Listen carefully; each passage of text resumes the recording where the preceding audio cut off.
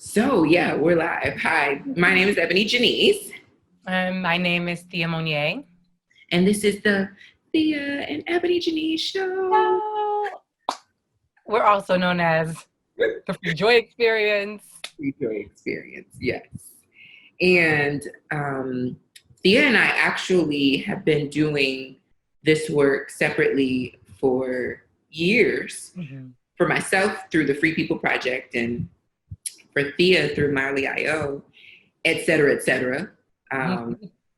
And when we became friends, we started doing very intentional decolonization work, specifically as it pertains to Black women in authority. But the idea then became, Thea became known as the director of decolonization. Yes, one of my favorite titles. Yes, because you can't talk about anything without Thea trying to figure out how to decolonize it or how to bring pleasure into it, which we'll talk about very shortly. I love that I'm known for that. Mm-hmm. My favorite, some of my favorite things about you. Here's the thing that I would also like to note, that my dog doesn't eat unless I'm in the room. So if you hear, my dog's in here too. So maybe if you're watching this, bring your dog in, your cat. We have no bias. Hamsters, goldfish. So if you hear my dog crunching, that's what's happening. Bring your goldfish, bring your poodles, bring whoever you got. Whoever.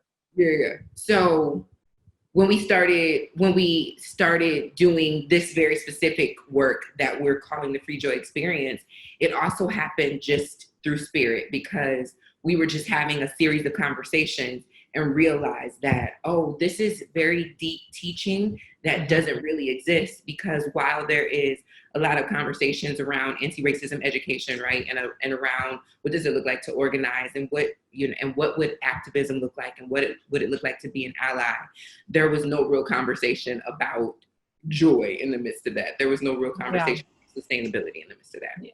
And about healing. Like most of the conversation was about knowledge, right? Which is very much prioritizing, this very masculine approach to a topic or a situation that does require the feminine energy to also heal itself, right? So we wanted to bring in conversations that include healing, ancestral healing, and include expanding the imagination, dreaming, and consciousness, and bring that work to ally spaces, so that the issue of racism did not originate with Black people and Black bodies. It originated in white bodies. And so therefore we believe the solution, the antidote, is also within white bodies.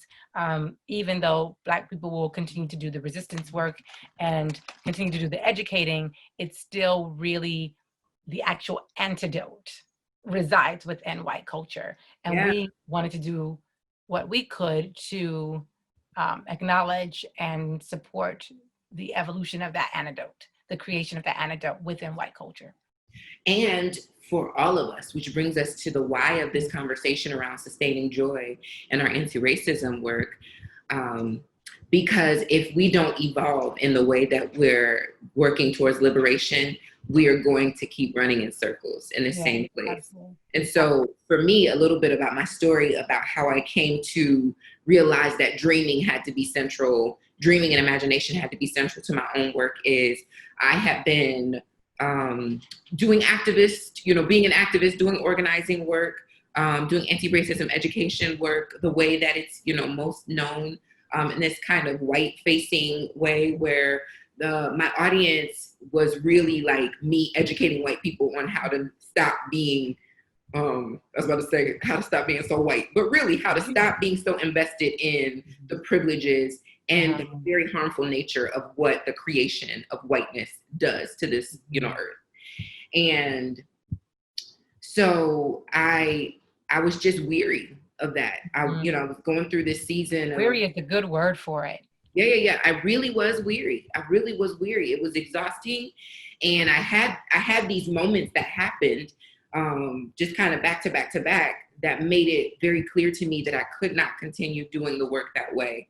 That was not the work that my soul must have, which is what womanist theologian Dr. Katie Geneva Cannon calls us to really search for the actual work that our soul must have. And So I realized that what I wanted to do was I wanted to imagine what would it look like for Black women to actually pursue liberation in these bodies and not have to wait until heaven, and also not have to wait for white people to collectively decide that anti-racism was their responsibility. Right. So that looked like dreaming myself free. That looked like creating conversations around dreaming and imagination.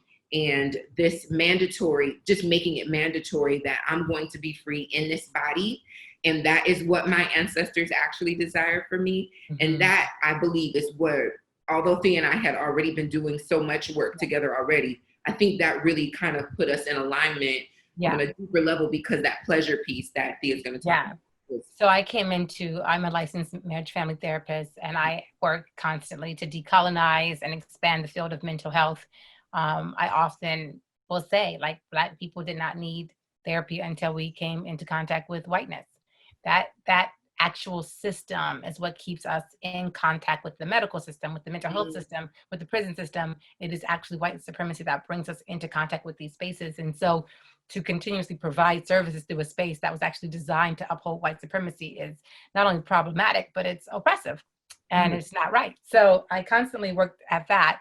And part of my work with that was I just refused to learn these new modalities that were constantly being put out by white men, especially when they were just repurposed traditions from ancient cultures that we've demonized and we've determined unworthy, whether those were African cultures, Asiatic cultures, or indigenous cultures here in the Americas. But if we were just to go have a healing circle, if we were just to go sit and meditate, we would not call that mindfulness. It had to be signed off by white men. And so I refused to participate in those types of trainings. Instead, I became interested in sex therapy. And I thought about it because this is one thing people can't fully legislate. And it's an active way to get people back into their bodies and assessing their pleasure, assessing their right to joy. And I knew I wanted to go into it to figure out how to use it for the liberation of Black bodies. And I wasn't disappointed.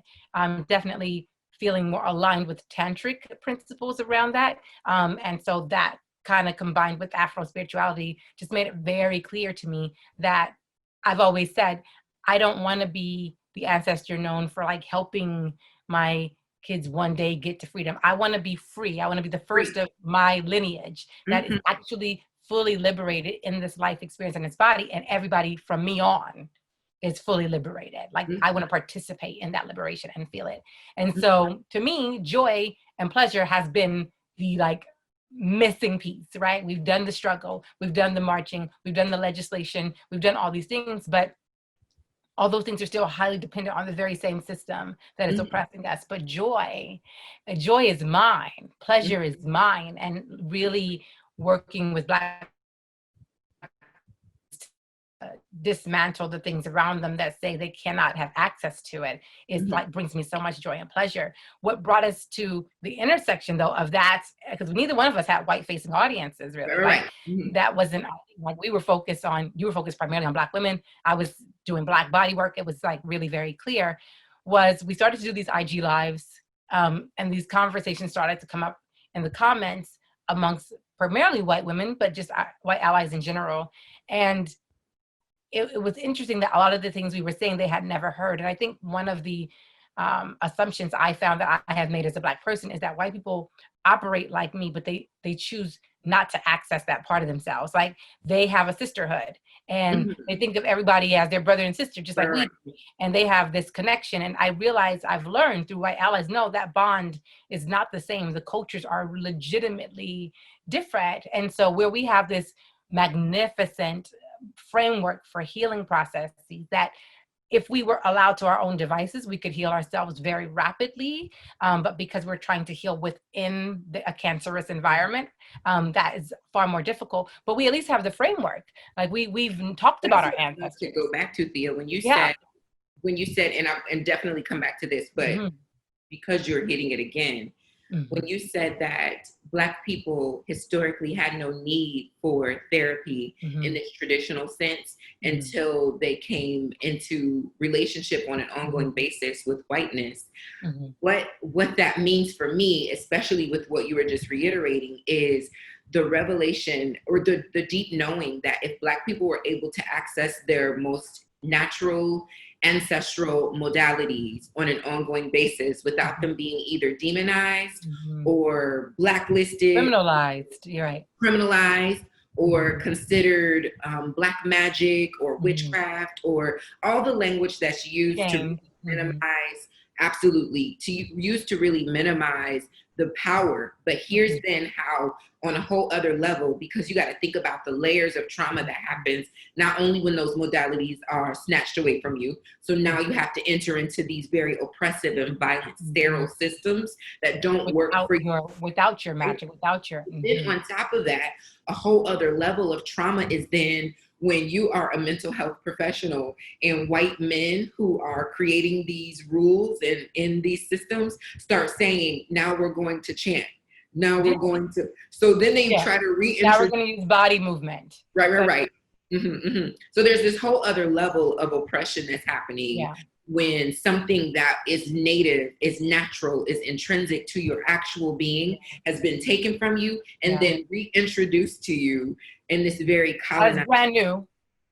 As brand new, you know. As brand new. As brand new. And that appropriation is gaslighting, but it also undermines our right to own what we create, right?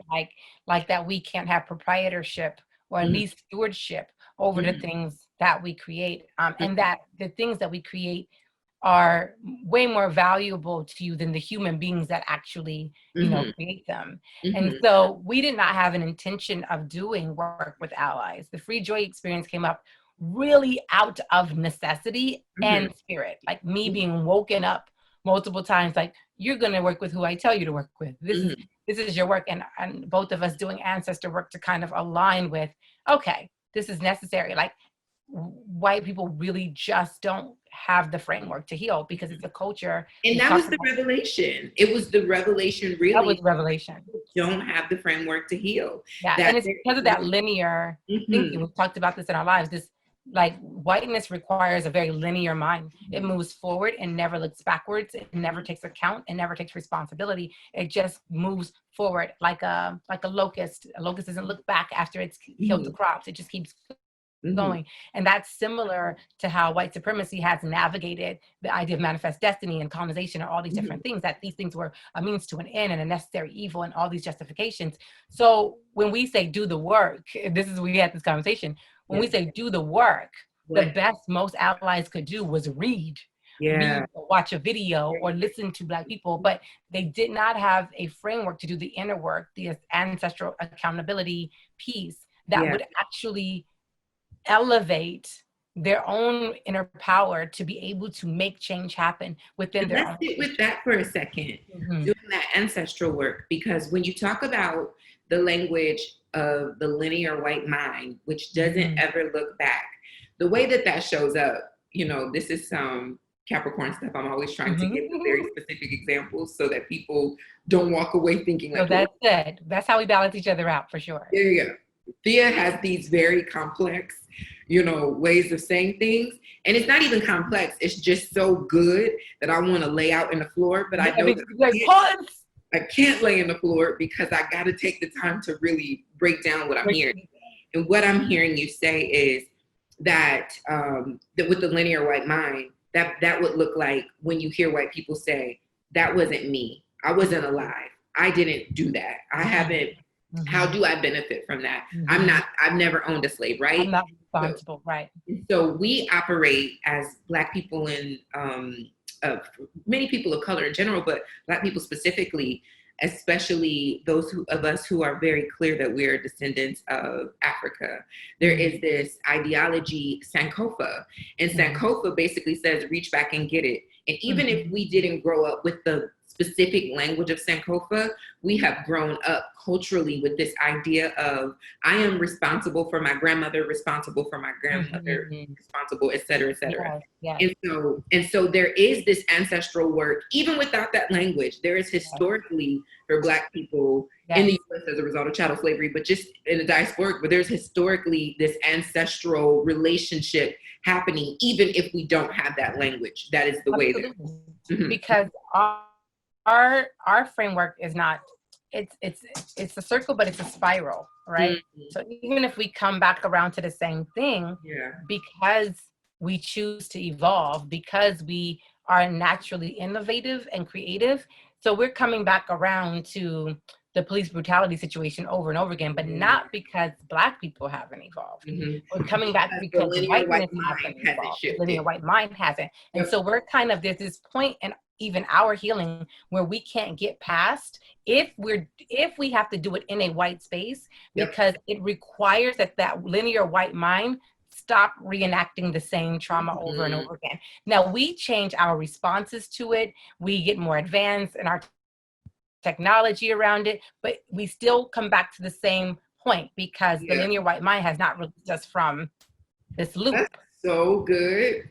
We have literally had this conversation at least 3 times, and I've never heard you say it like that before, to explain the reason. Like, I feel emotional to explain the reason that we keep coming to this experience of police brutality or of housing discrimination. I mean, it's the same stories. It's literally gentrification. Nothing. It's about 8 issues that we just keep recycling, to the point that I remember one time listening to this Malcolm X speech. Which one? Pick one. Yeah, right. Listening to this Malcolm X speech and being like, my God, that was 60 years ago. Yeah. Oh, yeah. Same thing with King and the Two Americas. Same thing with James Baldwin. I mean, you can pick any of our leaders, and that makes me sad. So what I have to look at is, because that felt like we were on the same loop, and I had to say, no, it's not the same loop. We're hitting the same spot. We're passing the same spot. It's like passing the same tree, but we elevate each time, time. So we're not stagnant, but we do have this same point that we have to keep passing. And it's because of the intersection we have with whiteness, which was a forced intersection, but it's an intersection nonetheless. And so this is why we do the spiritual work in the free joy experience, because that, when you bind something spiritually by force or otherwise, you have to unbind it spiritually, right? You have to unbind it the same way. The law doesn't unbind it. We have to go back in and unbind it. And we have not had white ally friends to unbind it with us, which is what we are trying to unlink in this whole free joy experience. Thea, I almost want to stop recording for a minute, because I've never thought of it that way. We have talked about this so many times, and I'm just thinking about, I'm thinking about the tree. We circle this tree, but it's not just a circle. It's not the same spot. There is an elevation. So we're definitely higher and higher. But the only way that we will get out of this loop and experience the shift into another realm of liberation and freedom and happiness and joy and pleasure is if our white allies stop what they're doing today. If our white allies really do the deep work of breaking that linear white mind. That's so good. Yes. That's so good. Yes. And so I think that's the joy piece, right? This is because we want to talk about the areas where we can find joy in sustaining this. For Black people, that's something I want you to have joy in. Yeah. Yes, you will see the police brutality thing happen again. It is not the same loop. You are not the same person as the last time you saw it. We are not the same people as it did not happen because we are the same. It did not happen because we are the same, because we haven't done anything right. And I think we need to, there's joy in knowing that even in spite of this, we have grown and evolved. And I can't wait to see what that looks like without the white gaze, without white oppression on top of it. If we can do all this with that, this is why we're oppressed, right? If these folks is out here still Black is king in it, right? With my foot on their throat, don't do it. I'm scared about what they're gonna do when I lift that foot off, right? And so the joy we're trying to offer white folks is, aren't you tired? Hasn't that been exhausting? To have to freeze yourself in that position, to have to constantly prioritize your foot on my neck. Like, how don't you want to do something else with that foot? Don't you want to walk? Don't you want to move? Don't you want to, and there's joy in that for you. Like, I want to live too. That's why we're talking about, so this is the why for Black folk, because we want to be able to have the tools, the language for realizing that we deserve to be in joy and pleasure right now today, and not having to wait to heaven. And I use that example of heaven because a lot of Negro spirituals, the reason they're talking about heaven so much, heaven is the most common idea that they're talking about in those slave songs and those Negro spirituals, because the only way they would be free is if they got to heaven.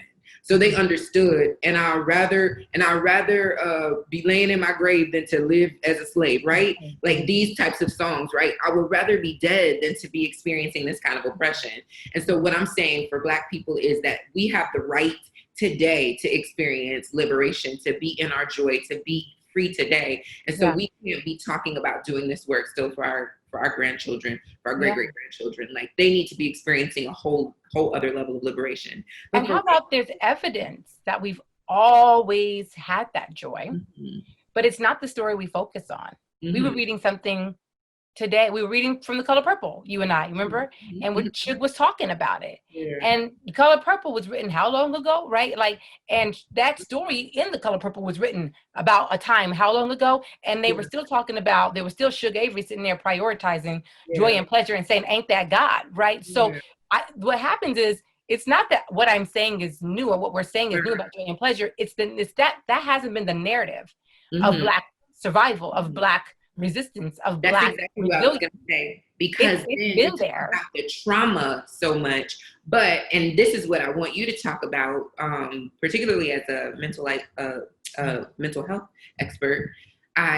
We talk about the trauma for Black people and what slavery and what, white supremacy has done to us and to our bodies, but we do not talk about, and this is the why as well, we do not talk about the trauma of what white supremacy, the idea of it, the non-reality of it, right? What it does to white people. When we had this conversation, EbonyJanice and I remember sitting, where was I? Sitting right under my tree. EbonyJanice always, I know where my joy is. Sitting with my tree outside, and my spirit just became like arrested. And it was about George Floyd, and I was mourning George Floyd, and my spirit said, they died too. And I was like, who died too? They died too. Just because they're walking around don't mean they ain't dead. And at that moment, it was just very clear, like oneness, the law of oneness, the universal law of oneness dictates that I cannot hurt you without hurting myself. And so when you really think about every lash of that whip, every rape, every murder, every violent act, every lynching on the psyche of whiteness. Toni Morrison said racism is a neurosis that has yet to ever be examined. We don't think about the neurotic, paranoid nature of the psyche of whiteness because of the trauma it inflicted on itself when it tried to inflict trauma on me. And so those people are walking around dead, internally dead. There's not a single one of them that's actually alive, but they have children, and their children are born without that. So what you find is, like, when it comes to attaching to things, they have children to life. Sit with that for a second. They have children dead.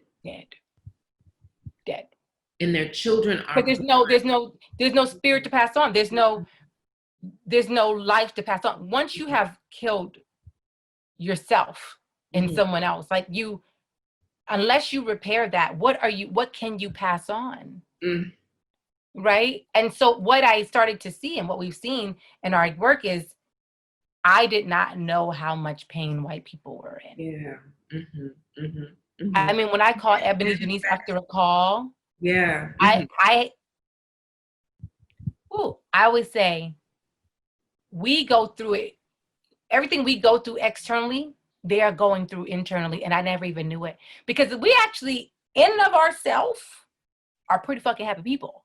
Like, we like to have a good time. We like to be with each other. We know those things, and we go through a lot in the outside world, but we are like incredibly amazing. We have such a deep knowledge of self. We're such a rooted people, right? Because all we had was the inner. All we had control over was the inner. They had control of the outer, but then what happened to the inner? Yeah, I want to say that the way that manifests for white people, and if you're watching this, you've probably spent the last, I don't know how long we've been talking so far, but feeling a sense of guilt and shame about that. And that is usually the way that it manifests. That sickness, that trauma manifests as guilt and shame. And there's nowhere, it's not productive. Yeah, it doesn't serve anybody. It's nowhere for that guilt or shame to actually go in your body. And so it festers and it makes you sick, and it manifests in very violent ways. And we see that even in, like, how many times have so-called liberal progressive white people, so-called liberal progressive white women, most specifically, been in the midst of like a shame attack. Like, this thing is happening, and then all of a sudden they start having a shame attack. And that shame attack, what we've labeled those shame attacks, are actually Karen episodes. And I don't love that, but we'll talk about that in a later lecture. We'll talk more about this idea. But I want, and I'm saying I don't love that because I don't like it becoming a playful kind of meme, like the memization of like a shame attack. I don't like that. But I just made up the word memization just for the record. Thank you. Excuse me, pardon me. I was going to cite you. Excuse me, ethic theory praxis, the range, honey. but so that happens. But when they have this shame attack, and that shame attack is this very violent outburst of, how dare you not receive my, whatever it is that I feel like I should have the right to do, right? And there's nowhere for it to move. Isn't that also in that shame attack, the idea that I should be responsible, receptive, and receive what you're giving is the reason that's second nature to you is because you enslaved me. You expect how dare you? You expect me to take whatever you want to offer. You expect me to comfort you because I was your mammy and we breastfed you. You expect me to time out. And so this, when Thea uses language like this, again, this is theory that we've already tapped into, but we're talking about the linear white mind. Because even if you never owned a slave, if your ancestors, remember what Thea just said about you murder somebody or you harm somebody and you kill yourself too, and then you give birth to dead babies. So you may not have specifically ever done the things that she's giving an example of, but you absolutely You were born with the expectation. You were born with that. Yes, absolutely. You're born with the expectation. And that in those fits, what you want me to do is comfort you like a mammy would. Yeah. What you want me to do is say, it's okay, sugar. I know you trying. Use important. I'm going to hang up on you because every use time important, use beautiful, use. That's the reason why your Wi-Fi was just doing something. Think about this is, but think about that for a minute. I want to really put that into context because that's like an abusive partner expecting you to comfort them after they've abused you. Forgive me, treat me nice. Like, but why are you still mad? I said sorry. Like what? And you want this person you just abused to come to your rescue. But that's innate because, that's what you've grown accustomed to. And so part of it, when we go back to that shame conversation that Ebony, we're very clear when people are participating in our ally work that we don't have no need or desire for your shame. And then this is where joy comes in for allies. You don't have to worry about coming into these spaces shameful and guilty. That should feel good. That should feel like a new joyful experience. Yeah. Because everywhere you go when you're doing this work, you bring the shame with you. Here's why we don't like shame. Shame makes you hide. If you hide, I'm already suspicious of you, naturally and fairly. So when you hide yourself, how can I expect us to have an authentic exchange if I can't even see you? Right? Because you're hiding parts of yourself. Shame also then is a burden for the people that are having to experience it with you. Right. So because then what happens is that mammy thing ends up happening. Right. So that to me, when I see your shame, I'm like, ooh, I can't trust this one. And not because you know, they're innately evil, but because shame makes people do dishonest and unhealthy and unauthentic things. The reason we don't like guilt in our space is because you're centering yourself. And so if you're here to have an experience about how to learn not to center whiteness, and you bring your guilt in, that means you start this conversation, you start this process with centering yourself. And so it should be a relief to allies, right? And I don't know how often you hear this. You probably do. I mean, we use very healing language, we feel. We use language intended to help everyone heal. Allies, non-Black folk, Black folks. So there should be joy in knowing I don't have to do this work with my head down in shame. That does not serve. What we've asked for is dignity. Look eye to eye. We want to offer dignity. We want to receive dignity. And this is how we move through the work, right? That's and also the joy too, though, because when you look eye to eye and when you release that shame, that creates space for us to be in actual relationship. And that's the reason that Black people, particularly as we speak to the joy portion of why this work is necessary for Black people, the work of sustaining joy in our anti-racism work, is because our relationships actually are what make us funny, what make us, you know, still laugh in the midst of trauma, right? If you have ever heard of Black Twitter became famous because these traumatic things would be happening. And after about 25 minutes of like Black Twitter processing the traumatic thing that happened, Black Twitter would start talking about the funny thing, like finding the light at the end of the tunnel, or finding ways to make fun of, you know, whatever this experience was, and or not making fun of, but just finding ways to find the beauty or to find the ease or to find the joy in it. And so Black Twitter, which is Black people on Twitter, became, you know, so notorious because we basically brought our actual natural cultural responses to social media. Like when we're going through something, Thea and I can be processing like really heavy stuff just in our friendship. And then in the midst of nothing, like all of a sudden, Thea will have her eye in the camera, like, and what we gonna do, bitch? or we'll drop a rap lyric or a verse to a gospel song, like in the middle. You've seen it probably in the middle of this. Like, I think, you know, for us, understanding that joy is not something we should ever sacrifice. And using joy to determine where your efforts for your anti-racism work should be is also essential. So if you're not a frontline person and you don't find joy in that, don't do it. Maybe you're a writer, maybe you're an artist, maybe you're good at organizing behind the scenes, but pick a lane that you can enjoy. Experience joy. You can enjoy. And activism is diverse. Activism is diverse. It's not just on the front lines. It's diverse. Thank you, Thea, for saying that, because everybody is not a public educator.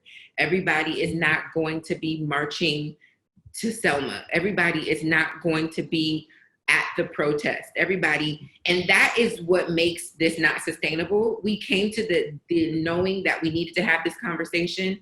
I did the White Urgency is Violence lecture, and Thea and I knew that we needed to be creating conversation that was ongoing education around what this looks like, because what the White Urgency does is it shows up and it's like, let's march and fix racism today. And then after 2 days, when you didn't fix racism, many of you went back to business as usual. You just started being regular. There were no more posts. There was no more conversation. You weren't marching. You weren't at the protest. You weren't looking up the information. You weren't doing any of those things. And so that's not sustainable, because you tapped into an area in activism and organizing that is not your actual lane. For me, I grew up, I have been a lifetime member. I have a lifetime membership of the NAACP since I was 8 years old. Somebody paid for me when I was a little girl because I used to go to all these meetings, whatever. So I have been in the youth and college division at NAACP. And when I was a child, when I was in college, when I was in undergrad, when I was in grad school, I have done all the organizations, all the things, all possible. There are pictures of me in the rain marching next to a by any means necessary sign marching for affirmative action when the University of Michigan court case was at the Sixth Circuit Court of Appeals and then at the Supreme Court. I've been out here in these streets is basically what I'm saying. But I'm saying all that to say that is literally no longer my role in this work. That is not what I do. You probably in the rest of your lifetime will never see me on the front lines marching down the street for anything, ever, never. That's not my role. That's not to minimize that, because that is essential. That is necessary. But that does not only does that not bring me joy, my body does not need to be the body on the front line of this work. Period. And I want to be very clear though, that we are most specifically, as it pertains to joy, talking to Black people right now in this conversation. That in order for this to be sustainable for us, we have to know our role in this work. And I, as somebody who has studied organizing, I have my master's degree in social change and with an emphasis on racial justice. And in my studying, I realized that as we really train to do like the kind of frontline, like marching and protesting work, the people that should be on the front line are the people who consider themselves so-called allies. When I had this video go viral, and I'll share this with the team at CUUP as well, because you'll be getting the opportunity to see this. I had this video go viral of a group of people, a group of organizers who used their white privilege and their proximity to whiteness to surround this Black person who was trying to do voice activism at a courthouse, meaning he was going to use his voice to speak out over this situation. This was about Stephon Clark's murder several years ago when his murderers got off. And there's very clear privilege being displayed here, because what white people and people who have proximity to whiteness experience is the great privilege of white bodies. And you see it so clearly in this video, because the police, they're jumping up on tables. They are doing everything he's doing except for using their voice. And the police never once tried to touch any white person or any person with proximity to whiteness. And that is the proof, if nothing else. So that's why I want to make that distinction, that when I go hard in the paint saying that you'll never see me on the front line, I don't want white people to think that gets you out of period. That doesn't get you, because it's your fight. Yeah. Like, this is Frankenstein. That's what James Baldwin said very specifically. That's what James Baldwin said very specifically. When he was when he was having that conversation about I am not your Negro, he actually didn't say Negro. He actually said the full thing. But what he was saying is like, it's your work, but it's really America's work to figure out why you ever needed a nigger in the first place. Right. So that is it. That's what James Baldwin was saying. Like, you created the need for it. You have to meet the need. Our work has been resistance work.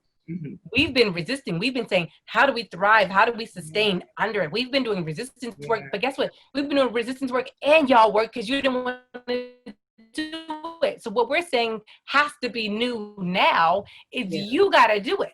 And you have to find joy in it if you want it to be sustainable. Let me tell you, if you have, first of all, the joy should be that you can't live without Black people at this point. Can't live without our music, without our food, without our slang, without our energy. We bring change and innovation to spaces effortlessly.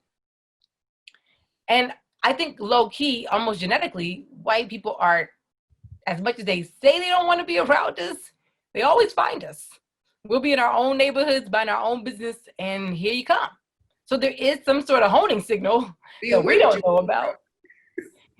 Where you gravitate, right? So my point in that is, if you want an authentic relationship that's not built on murder and violence and shame and guilt, you're going to have to fight for it.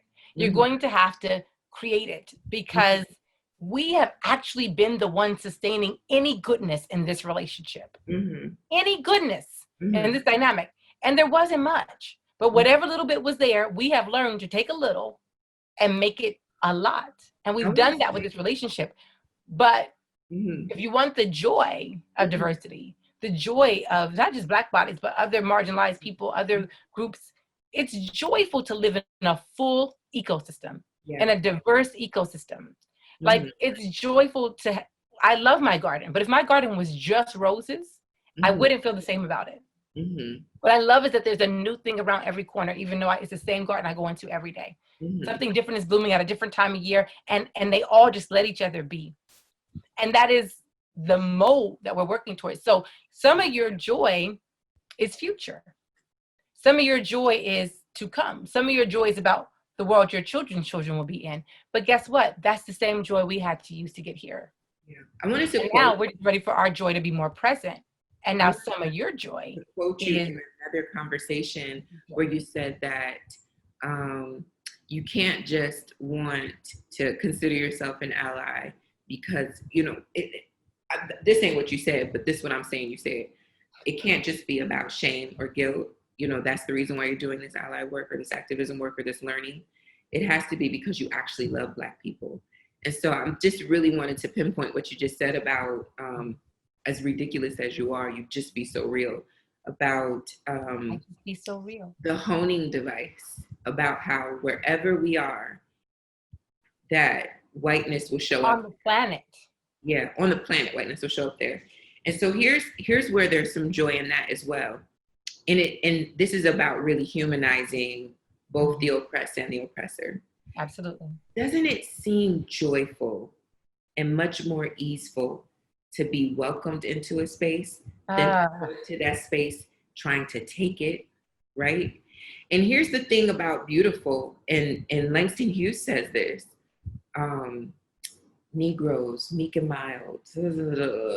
I'm gonna lie about the actual quote, but he says, he's basically talking about revenge, and he says, you know, the Negro, which was the language of the time, the Negro doesn't want revenge. And then he says at the end, beware the day they change their mind. Beware the day they change their mind. Yeah. And so I'm saying that to say, there is joy already available.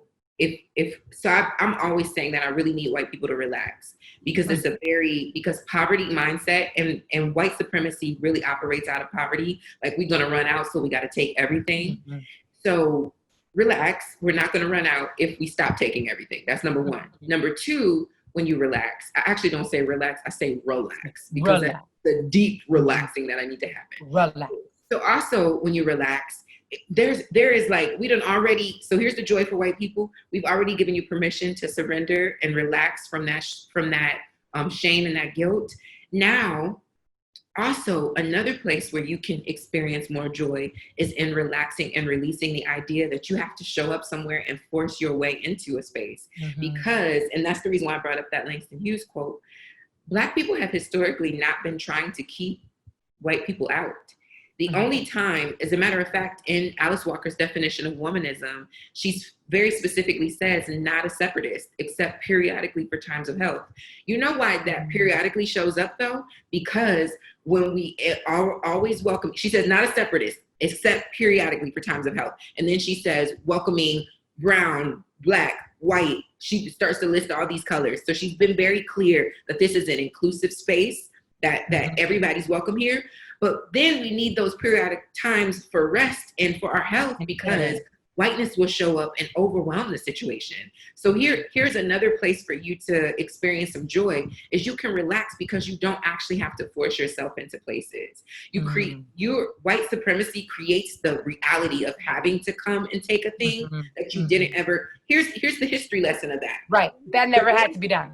Yeah, that never had to be done. The way that Europeans ended up in West Africa stealing a whole continent of people was because the Africans were welcoming them, period.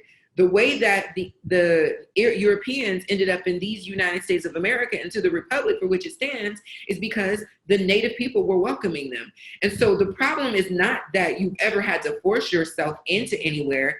It's this inferiority complex that if you don't come and take it, you won't be able to have it. And that has never been, it's historically. And that's the only way to relate to something. Right. Like, because we talk about, you know, Europe, the Dark Ages, and Europe. I just want to say one more time, to relax. To relax. You don't have to do that. But here's the thing, you can't relax with the linear white mind, because Yeah.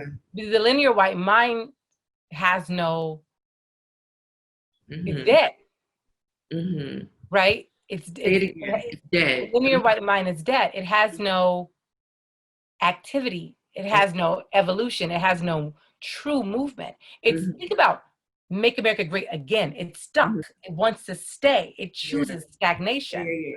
That Yeah. Yeah. mind chooses stagnation. So the Yeah. when I see this fight within white identity, which you're seeing now, is one, Trump being elected racialized whiteness. Before then, half of y'all didn't know you was white.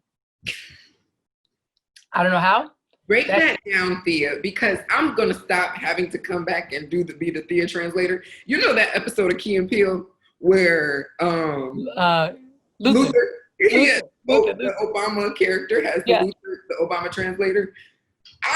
This is the opposite. You are Luther. I gotta come and translate for Luther. I'm so Luther. Half of y'all truly did not know you were white. Yeah. Until Trump. Mm-hmm. Now, amazingly, what I'm saying is, it wasn't until the numbers came out that 56% of white women voted for Trump. Mm-hmm. That I don't even know the ridiculous number of white men that voted for Trump. Mm-hmm. That you had to, because that was so public, when you came into contact with me, you didn't know if I knew if you were a part of that 56 or not. And so for the first time ever, you had to identify yourself so that you could differentiate between you and the other. I'm not one of them. The irony of that just now happening for you in 2016, which is something we've had to do our entire existence in this country. I'm not one of them. I'm not one. Elijah McClain, with his dying breath, had to say, I'm not like that. With his dying breath, he had to say, what was he saying? He was saying, I'm not what you think I'm not. What you said I am. I'm not those things. I'm different. I don't do those things that you think Black men do. He had to use his dying breath to defend a racialized identity. And you're just now, for the first time ever, experiencing. Nobody in your bloodline had to experience that. Nobody. You're the first. So the reason you have this urgency and you're having a panic attack about it is because you're not used to being stereotyped. You're not used to being othered. And now you very, very much are. If you're a white man, we're looking at you like, you gonna blow up the place? You gonna shoot up the place? And the truth is, you're right, because I don't know. And we do now, other groups. Here's the irony. We always knew you were white. And we assumed it was safer to assume you were coming with violence. It was safer to distrust you. But I guess you've been thinking this whole time that we all just think you're dandy and a good And I have to insert myself again because Thea, man, I want to write a book with you. We're gonna write a book, boo. So, but I wanted to put a pin in that right there to say that when you say that we always knew and we chose not to, the way that so this is also the complexity of existing in a marginalized identity is that who is that? Paul Laurence Dunbar. I have quoted and cited my elders on this conversation, honey. My God, I guess you have. Paul Laurence Dunbar talked about we wear the mask that grins in the mask. Yeah. So this is the revelation for white people since 2016, really, of the ways that people in marginalized identities, particularly Black people, have been wearing masks, existing. That's what Michelle captures that in his films as well. Like this is the face we have to put on to survive you. But I call it being at grandma's kitchen table. We've been talking mass about you for centuries. I'm trying to get to W.E.B. Du Bois. So you really are Luther, and I really am the Luther translator. Here's my point about that. My point about that is that's what makes this time different, and that's what makes you different. Yes, that's it. That you know something they did not know. They did not, and we aren't wearing the mask anymore. So we're both showing up differently than our ancestors did. We're showing up like, fuck these masks. You're showing up like, whoa, we didn't know this was the global perception of us. Right. And so this is the first time ever that this can actually change in a real. It's your responsibility. That's the point. That's the ultimate point, is that it's your responsibility. Now that you know that we have been wearing the mask and existing, what W.E.B. Du Bois calls double consciousness, right? Like, we've been existing in multiple identities in order to like kind of tiptoe around what white supremacy wanted to pretend like wasn't a thing, right? Like, now that it's out in the open that this is what it is, and you don't want to be identified as that, here's the joy in being able to make repair for yourself. There's so much joy in that. Yes, absolutely. I really want y'all to understand. I wanted to get to the words that you use, that not just for you, and very likely not in your lifetime. Not in your lifetime. But for your children, because you have to experience like the pleasure that I know that my grandmother and her mother experienced, knowing that I would go further than they did. Yeah, That's what the joy of, and birthing living children. Ooh, you keep coming back to that, and it's just tearing me up. No, really, because we knew we were birthing children full of something. We were giving them hope. We were feeding them spirit. We were feeding them. We knew we were birthing children our children were literally our hope, right? Yeah. And so with this understanding that there's been this deadness, like, you really have the opportunity to birth children who live, who breathe. And so what are you going to birth? What are you going to put in them so that they can be born alive, right? Like, children that live and breathe, meaning they are connected to the actual ecosystem and not just taking from the ecosystem. Right. Because that's what... that they're returning to the tribe. That's so beautiful. They're returning to the tribe. To us. Returning to this human experience. Well, not just to the human experience, because we are your parents. Anthropologically. Experience, because... This is why I just talk over you, because you don't got no sense. Also, I know you're not lying. I know you're not. But I wanted to get to, as an eco-womanist, as yourself, that not just to the human experience, because we also understand that supremacy doesn't just destroy Black bodies. White supremacy is the earth. So coming back to home, the earth and the first mother, who was a Black woman. And we know this. We have the data. We understand. We know. Sure. And so, like, how must it have felt to be the child so far away from your mother? Like, it's really poetic, but it's also legit, just comes down to pheromones and bonding and progesterone. Like we need to be connected. We've always been connected, even when we pretended we weren't. And so the pretending and the games and the denial has been what has been causing the strife.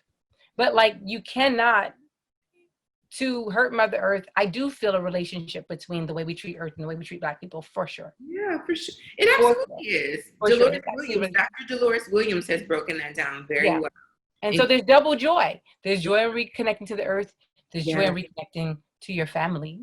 The joy. Here's the thing. Like, we can linger in that in a second, and then I want to bring us to a close, because we'll talk forever. But here's the joy, and here's some of that joy of reconnecting to the earth, is that we cannot, pretend that the earth isn't being destroyed, that our water supply, that our animal supply, that that the supply of all natural resources are becoming minimized and or extinct.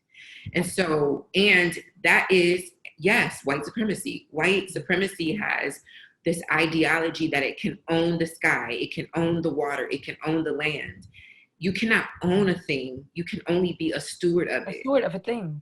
And you can, period. And that's just what it is. And so the joy of breaking up with this user ownership model of white supremacy, even in your so there's the large scale, but there's also your daily contribution to that idea and your behaviors, right? And so breaking up with that model means that this earth then becomes a sustainable reality for your children and for your children's children. Absolutely. You run the ecosystem. And let me tell you, it's lovely over here. Yes! It's lovely over here. Yes. That's the last thing that I wanted to say. And then you can certainly give your benediction or whatever the last thing is that you want to say, is that I trust you. Joan Morgan in For Chicken Heads, when Chicken Heads Come Home to Roost, says, she's talking about Black feminism, and she says that she knew that she needed this very specific language for Black feminism because she couldn't identify with the feminism of white women who did not call their men brother, right? And so this is what you were saying earlier about this disconnection. When you give birth to dead children, the lack of spirit and means that a lack of connection. And so because there is no connection, you don't call each other sister. There is no sisterhood. You don't call each other brother. So, and as a result of not calling white men your brother, you don't take responsibility for them either. And not that you have to be responsible for all their violence, but they are your brothers. They are your sons. They are your yeah, they're yours. So you hold some responsibility for that. And so you do hold a great deal of responsibility for that, in fact. And so that means that there is joy then in being in relationship with each other that isn't forced, right? Yeah. Because when gentrification, colonization happens, when you show up violently into a space and say, I'm taking this. Yeah. And then, so, because think about the way gentrification works. We can use Detroit as a perfect example. The inner cities was Black. The suburbs were white. The jobs were in the city. White people moved into the city, moved the Black people out. Then they hated living in the inner cities because, XYZ resources. So then they all left Detroit, but what they built in the meantime was not sustainable for anybody. So the Black people couldn't even move back in to the inner cities because nobody could afford all these big buildings that were built in this space where they couldn't exist. Detroit is the perfect example of the violence of what happens when you show up not to be in relationship with, but to take a thing. So there is so much. The war has been over for a long time. First of all, we were never at war with you. Yeah. You were at war with yourselves. You were at war with each other. Yeah. Europe was at war with itself. And it expanded that war all over the world with people who were not at war with it. Yeah. And so we have to shift out of the war mentality. Historical record of a group of people, of a group of people of color or people of, of any ethnic background that white people showed up and there was just this automatic war. In fact, the way that imperialism has historically worked is that whiteness shows up and people are like, what do you got? And then it's like, oh, I've got polio. I got these guns. That's what I got. Right. I got cannons. Right. And so the surrender, I will end this by quoting Debbie Allen in Different World. Relax, relate, release. There's so much joy in the reality of relaxing, relating, and releasing. Yes, Debbie Allen. Yes. That's literally it. It's like even just thinking about it for myself. And I would like for us to take a moment at the end of this, just to take a deep breath and just sit with that reality for a second, that people of color, Black people specifically, are not at war with whiteness. Not at war. That is not. If there is a war, if you're seeing protesting in the street, if you're seeing violence, if you're seeing fire, that is with an ideology. That is not with whiteness. That's not with white people. That's with the idea of whiteness as superior, right? So the way for you to release yourself from that is not for you to pretend like it isn't real, right? That linear white mind. That's number one. Number two, the way for you to release yourself from that is not to be walking around in guilt and shame. The way for you to release yourself from that is to divest from the idea of whiteness, to actually show up in joy and pleasure, and which joy and pleasure comes with something. There's something to pour into instead of coming from guilt and shame and superiority, which just wants to take and take and take, right? And so, don't just show up for the death of Black bodies, show up for the joy and the pleasure. Yes. Don't just show up in times that we die, show up in times when our joy and our pleasure is being threatened. And that is how we'll know. Yes. That is really how we'll know. Yes. Highlight it, support it, invest in it, lift it, share it, comment, subscribe to it, do all the things that you are able to do, because even that is, joy. And that's the only way that this will be sustainable is if you really, this is a quote from Thea Monyeé, and I quoted everybody else. Let my last quote be from Thea Monyeé. Let it be. Honey, the only way that this will be sustainable is if you really love Black people. And if you don't, that's kind of okay too. Just get off. Just stop claiming, to be an ally. Make it very clear that you don't love Black people. So we know where we stand. So we know where we stand. It isn't that joyful. Listen, there's this Chris Rock quote that I quote all the time, clearly being frivolous, but it's the movie where he's running for president. He says, God bless America. Head of state. You hear me? Head of state? Yeah, head of state. God bless America and no place else. I don't know why that just came in my spirit, but I'm about to say that at the end. So thank you. God bless America and no place else. No, God bless everybody. Everywhere else and everybody. Everywhere else and everybody. Please. Thank you all so much. Thank you. Thea and I would actually like to invite you all to watch the playback of our lecture that happened on August 9th. So the lecture happened before you're seeing this. And we actually break down very specific and strategic models of joy and pleasure as sustainability inside of our anti-racism work. And so we go a lot deeper in that lecture. And it's also a benefit for you to watch it because at the end, there are question and answer sessions live. And so people have the opportunity to ask questions that maybe you're having as you're watching this. Additionally, if you missed the window where you could have access to the playback of that, our Patreon has access to this material and to several of our other lectures that we've done in the past, either through lives on Instagram and or other places where we've shared.